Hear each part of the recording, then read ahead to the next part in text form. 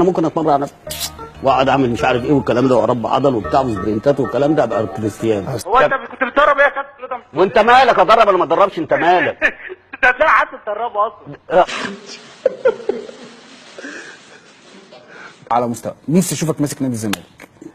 وحياة ربنا الفن والهندسه يرجع تاني. يطف على دي يطف عليه.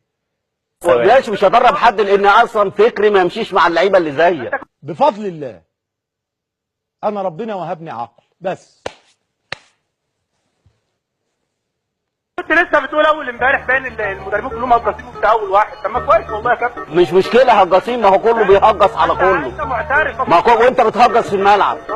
يعني وانت بتهجص في الملعب انت بتتدارى يا ابني. ما عندكش حق. بص احنا مالنا ومال السودان، خلينا هنا. مشكله مع بص لما مسك لا الدوري عندهم المريخ السوداني. يا عم ده بيلعبوا علشان الوقت ده.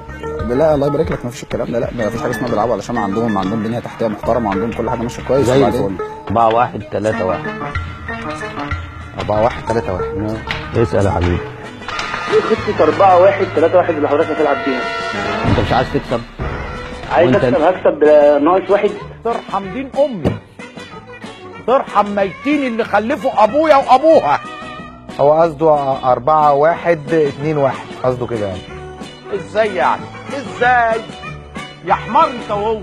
هو قصده 4-1-2-1. ازاي يعني؟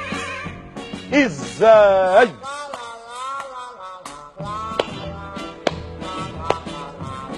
اسيب القناه واقوم امشي يا جدعان.